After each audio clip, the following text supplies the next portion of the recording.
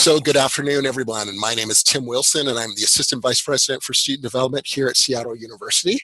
And it is my pleasure to introduce our speaker for the third and final webinar that we have for the academic year, helping your student return for their sophomore year. The speaker of the hour is Laurie Prince. She is our Director for Parent and Family Engagement.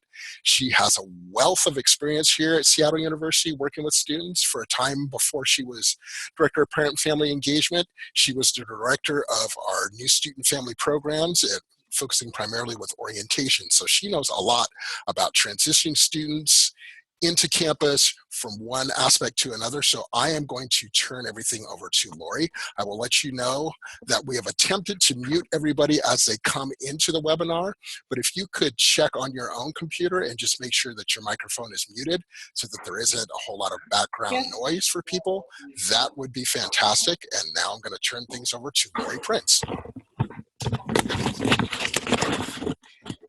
Thank you, Tim. It's a pleasure to be with all of you this afternoon. It's a beautiful day on campus if you're not in the area and students are finishing up their finals. And if they're done, you see a great look of relief on their faces. And if not, there's still a little bit of anxiety. But what we want to talk about today is, particularly for your first year students, some things that you can do to help them this summer to return as sophomores, some things to think about. And I want to congratulate you for surviving the first year of your students' college experience as well. It's a big deal for the student and for you as part of this. So let's talk a bit about that transition.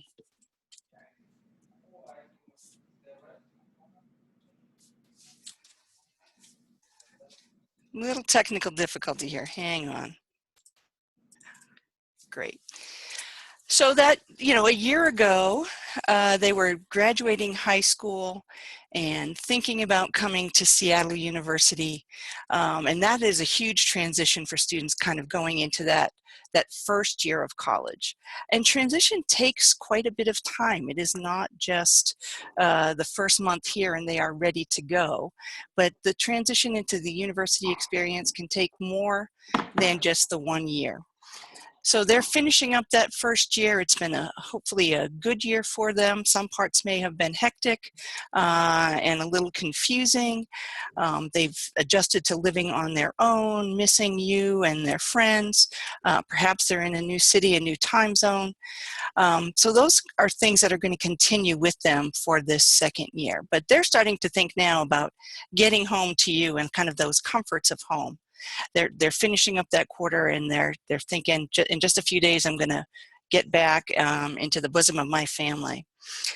So that old comfort zone is a good feeling for students coming into that summer of this is a place I know, people who know me are here, and that's great. We want them to have that good summer experience, but we also want them to think about their return to Seattle University and what they might be doing as a sophomore.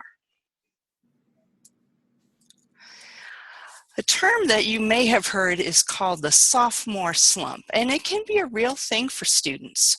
They've been through a year of college. They think they should have it all figured out when they come back, but that's not necessarily really the case. As we just talked about, transition can be quite a while. It can take more than a year. So there are still many things for students to do. Can anybody hear me? I see that somebody has said they can't hear anything. We are talking. Yes, loud and clear. Thank you. I hear you. Okay, great. Again, so by sophomore year, students are thinking, well, I've been through that first year. I should have my act together and be ready to return. But the reality is that students are still going through those transitions. They have completed some of their coursework. They may be dipping their toe into their major work, the courses in their major. And they're maybe trying to feel their way through the system again without the attention that most campuses give to incoming first-year students. So it's sometimes a bit confusing for them, particularly because they think they should be all resolved and ready to go, but they aren't. And what we see with students frequently is they think they're the only one experiencing that, and they're not. They're just not sharing that with their peers, that they're also still feeling a bit unsettled. So the sophomore year will have lots for them to think about. I'm going to ask if you could to mute your individual um, computers so that we don't hear the background noise. So here are some things that you can ask them at some point in the summer as your summer unfolds with them. There's certainly some things that they should have been already doing or confirmed to start the quarter. We've been through pre-registration for fall quarter here, so hopefully they have their full slate of fall quarter schedules complete and ready, so they'll know what they're taking. Sometimes they might be making some changes over the course of the summer, and that's not a problem if they need to do that. But it's important that they kind of be ready to go with what they need for fall. They had the opportunity to meet with an academic advisor to say what's next in my curriculum, or what other core classes do I need to be taking to progress in my major, or to be set with prereqs for what's coming. But that's a conversation they should have already had with their advisor, at least an initial one.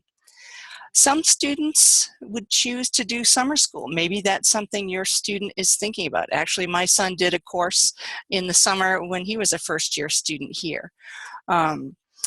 There are opportunities for students to do that at Seattle University if they're in the local area, or some of our courses are offered online, and some students choose to take a course at an institution at home. All of those things are fine, but it's really important that your student make sure that if they're taking a non-Seattle U class, that the credits would transfer the way they expect them to. So that's a conversation and check-in with our registrar's office. Summer courses tend to be shorter time frames, so some of them have not started yet. So they may still be thinking about signing up for some of those. They might be wanting to take a class if they needed to drop something and to kind of get back on track, or they might be trying to get ahead of the game and take one class so that their load is a little bit lighter down the road. But that's something for them to consider. Do they have a major? One of the constant things for students is frequently a change of major. I think the average now is students changing their major 3 times. So they may decide that they came in with what they're excited about and want to continue in. They may start to get the sense that what they initially had selected was maybe not the right fit for them, or they may have come in as a pre-major, which is what we call undecided majors at Seattle U, and it's frankly the largest major of incoming students. It's okay for them not to know what they want to do right away, and so they spend their time in the core. No matter what their situation, if they're in a major but thinking that it might not be the right thing, our pre-major studies advisors are very good at helping students discern what a good major and fit might be for them. So they could make an appointment with them even if they're not in the pre-major program. And I'm seeing some questions come in. We'll try to answer as many as we can as they come. What types of classes are offered online? They might be core-related classes for the most part. So some of these are prereqs for other kinds of classes or ways to complete the core curriculum that all of our students take. I don't have a list in front of me, but online the students can see in their SU Online what kind of courses there are that are happening on our campus during the summer that are online. There aren't all of them, but there are some that are offered.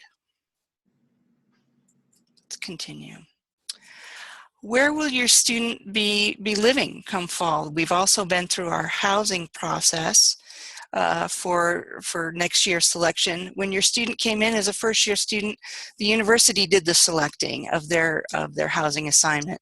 But in their sophomore year, they've selected a roommate if they're going to be living in on-campus housing, and they've been through the housing selection process and hopefully know what room that they're going to be in. and who they'll be living with. Now, some of the students I know will have gone through this process and might not have a confirmed roommate yet. As new students are coming into the system, and they might housing will assign them to a roommate if your student does not have a roommate and is living in a room that would be for more than one person. Much like they did their first year, they don't need 2 or 3 roommates bringing everything under the sun with them. So if it's a new roommate that they haven't lived with before, making sure they have those conversations with that person over the summer to know who's bringing what for when they arrive in the fall. If they've lived on campus this year, they've somewhat adjusted, hopefully, to the size of the space that we have for students, and can bring what would work well in that space. Some of the sophomore students will be moving into our Murphy apartments, and so they might need some little different things, and certainly there are some small kitchens in those apartments, so some sort of cooking things that they might not have needed in the past year if they were in a residence hall, they might need now, but again, they don't need both students bringing all of those pieces. Many students in their sophomore year might do an internship or have a job if they didn't have one in the first year, or be studying abroad or really thinking about studying abroad. There's lots of paperwork usually with all of those things, so if they are doing those pieces, have they done the paperwork that they need to do before they come back in the fall? The more that they can get done earlier, the better, in terms of just not having those loose ends there for them to deal with when they get back to campus in September. Students really should, if they haven't already, started to create or update a resume. And we know at this point they may not have lots of job experience, but it's important that they start to get that kind of a document ready. They can create a LinkedIn profile as well, and I know many students are starting to do that, which is a more professional opportunity to share what your skills are for folks who are in the world of work. They might not have had a job, but if they've been involved in volunteer experiences or leadership and other things, those are skills that they can put on a resume, and they really shouldn't hesitate to start doing that at this point in the process. Also, again, our career services office has a variety of resources for them, and they have some things on the website, but they're also available for consultation for resume writing. And it doesn't have to be long. As someone who reads lots of resumes, particularly for a person who's in our sophomore year of college, I would not expect anything more than a page for a resume. So they don't need to try to create a very large document. Do you anticipate any changes that they might be having in the fall in terms of even, again, where they're living? Or I know students frequently think they might want to bring a car to have with them on campus. If you've been on our campus, you know that we are in the middle of the city and there's lots of public transportation around us. What would be the need for that car really for them? There are parking fees associated with having a car on campus. It's not something they might use very frequently in the city, frankly, given what the parking situation is like in downtown Seattle. So if that question comes up, really, what is its purpose? Do they need it for a job? Perhaps that might be something different, but to just have a car, might be something that's still not going to be the best thing for them, given where we sit and the ability to take the metro system, the buses, and the light rail that's now pretty close to campus. That they have great ways to get around, plus walking around on beautiful days like we have today. Sometimes that rain makes it tougher in the winter, but they can take the public transportation. Are they working this summer or having opportunities to maybe meet some folks in a field that they're interested in for at least informational interviews? This may be where you could be helpful as a resource and network as well, to explore some of those career options. If they're not working, might they be involved in some community service? Again, that usually gives them something for a resume and some good skill development. or perhaps an opportunity to shadow professionals in a field that they're interested in. Again, your networks might be a great place for them to start. Maybe you could give someone a heads up, but this is also the time when we would ask that you let them make that contact to do that informational interview or to do some shadowing. That's an important skill for them to be able to do that outreach on their own and develop their own sense of professionalism.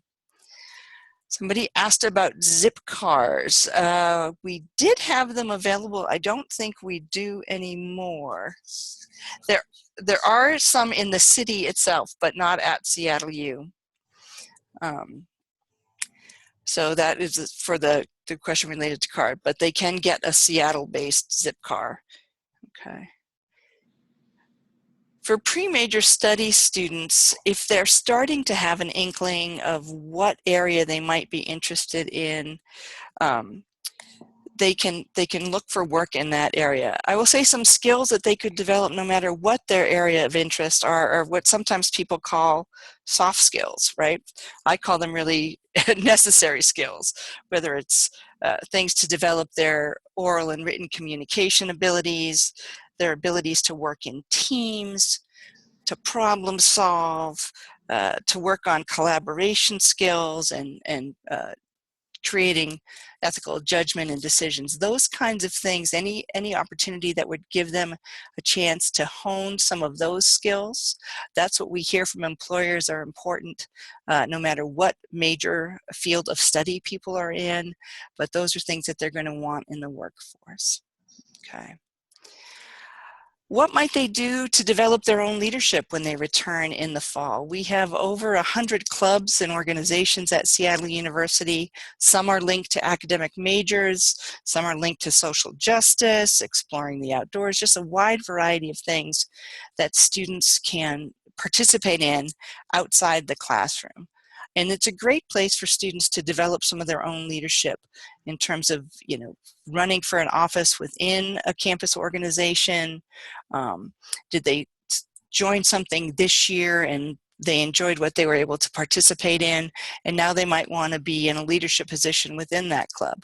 Or they want to explore some other areas. There's no limit in theory to the number of clubs that a student can participate in. Obviously, we would want them to not take on too many outside the classroom things to keep their academics as the primary focus.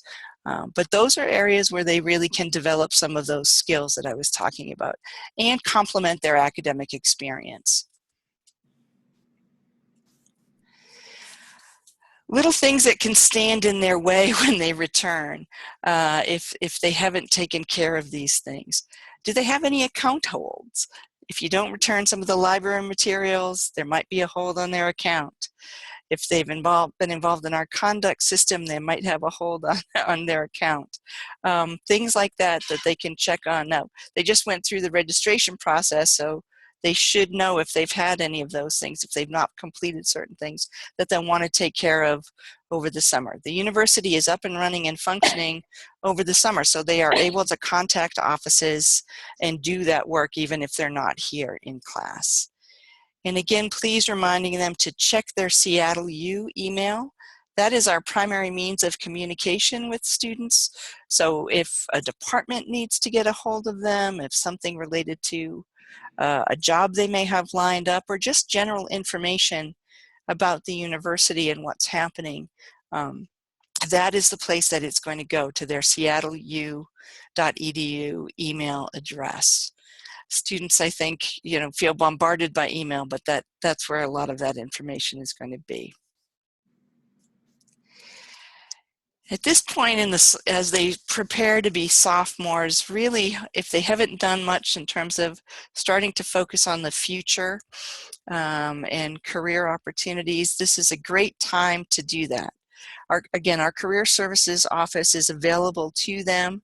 They sponsor all sorts of opportunities for folks to learn about resume writing, interviewing, discerning. There are a number of skills tests and things like that, and interest tests that they can take to see what might be a good fit for what they're interested in and what their skill sets are. They sponsor internship fairs, job fairs, just informational things. with employers. So if they haven't had time to kind of focus on what might be happening out of the career services office, it should be a goal for them in their sophomore year to really pay some attention to what comes out of that office in terms of what they're offering. And you can see there's literally a document online that they have that says, what can I do with a major in? And it explores different career opportunities as various majors. So I would, and it's something you can look at as well. It's through on the Career Services website. So if you had some questions about what might they do with a career and something, if they're in a major that is maybe something you're less familiar with, that is a place to get some information. But I can't stress enough that working and looking at what's happening through career services and taking advantage of those opportunities. Everything from they have programs about, how do you do a dinner when you're in an interview, and eating in a variety of situations where you're kind of working, but there are social situations as well, teaching them even what fork to use at various kind of formal dinners they might participate in. So some of those are fun and a little unique for students, but they're available to them. Okay, I see we have a few more questions here that I'll try to answer before we move on. If they're living in the Yobi, will they have to have a dining plan? I don't believe it is mandatory, but I would check with the Housing and Residence Life folks to see if it is mandatory for the sophomore in the Yobi. I do not believe so, but I am not 100% sure. But if you email housing@seattleu.edu, they should be able to tell you for sure if they need a meal plan as a sophomore. Okay. And then a question related, if they're plan on going on to master's directly, who can they work with on this option? Certainly I would talk with faculty in their discipline and their academic advisor to see what they can be doing now to make sure that their plan of study sets them up to work with their masters. Okay. Going to continue on quickly here. Reflection and questioning, as you may know from some of your knowledge of Jesuit education, is kind of what we ask students to do all the time. So here are some questions that you can even just ask them when it makes sense in the course of your summer, kind of helping them evaluate this past year and quarter, their academic components, their personal and professional things. What were highlights? What might they change? How are they thinking about coming back in a new way? What are they excited about? And where might they make some new connections, friends and network opportunities? Okay. I would encourage you to encourage your student to think of year 2 as a fresh start. Some folks, it's very common, they have a bit of a struggle through the freshman year. So it's okay to come at it fresh and new the second time around. And think of it as a new opportunity. As they seek to get involved, really thinking about that quality over quantity. What is going to be the most fulfilling to them, give them the skills that they want to move forward, or be the area that they really want to spend their time. No one has figured out more than 24 hours in a day yet, so really honing in on what is helpful to them is important. I would really, really encourage that they learn to spend some non-registration time with their academic advisors. Students make an appointment during advising week to see their advisor, and it's relatively short in terms of what am I taking next quarter. These are folks who can really help them learn about research opportunities, mentorship opportunities, and they really enjoy spending time with students outside of that registration time crunch. Also, again, really getting to know their professors. By now, they've had exposure to a number of professors. They all have office hours. They are more than willing to talk to students about areas they might be interested in, even if they haven't had a professor, but they heard that that person has an expertise in something interesting to them. It's okay to go and make an appointment to see a professor to ask about that expertise and something they might be interested in. So the more time they can spend with some of those folks outside their regular class time or just doing advising appointments, I think the better for them in terms of making some connections for folks who can help guide them to either future classes in their major or specializations, or just some areas of interest that they would have for occupations down the road. So it's that continued transition that your student is going through with a little more focus on kind of getting narrowed into a major, still feeling their way in the university. Don't be surprised if they are still feeling their way a bit in that second year. But they have a number of resources available to them as they progress down the road. Are there any other questions that we might answer for folks at this point? If anybody wants to type in anything.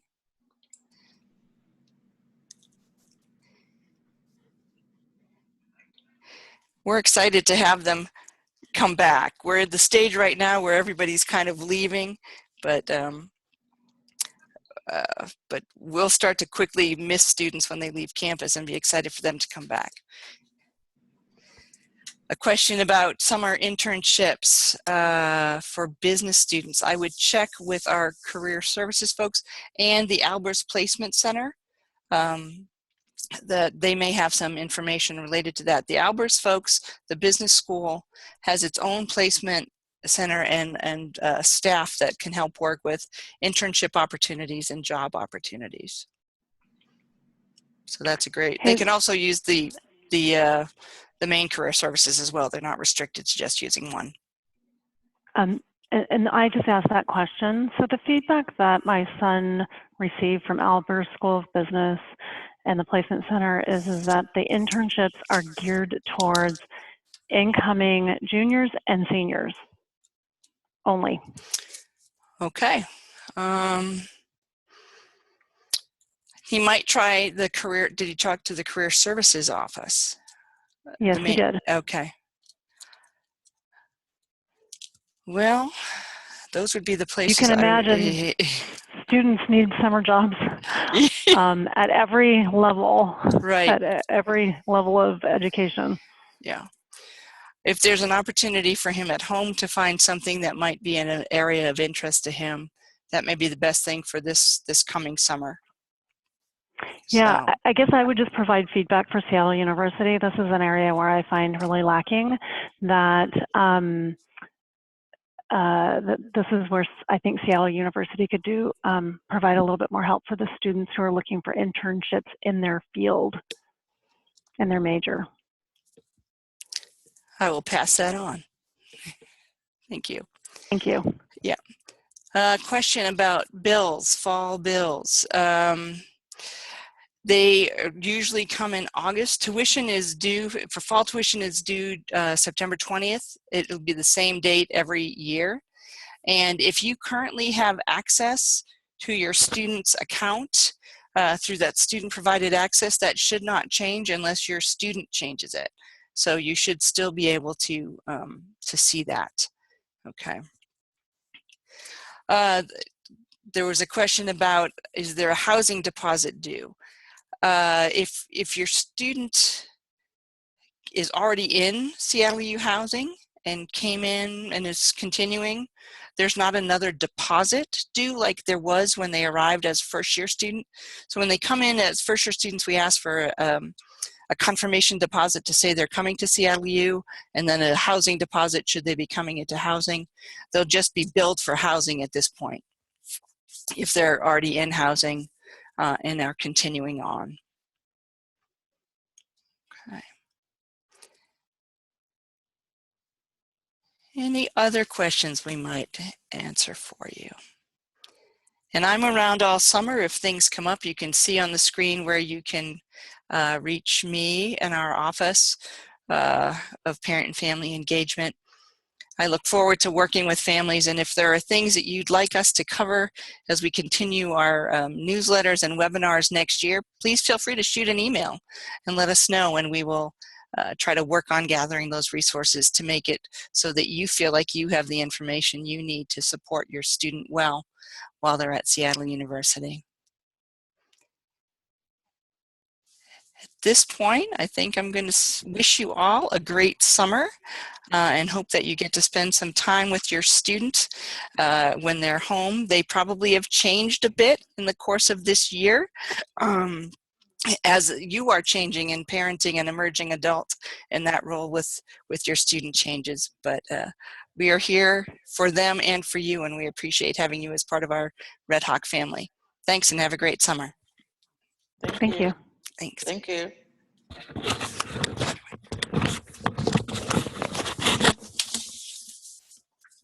Will the slides be made available?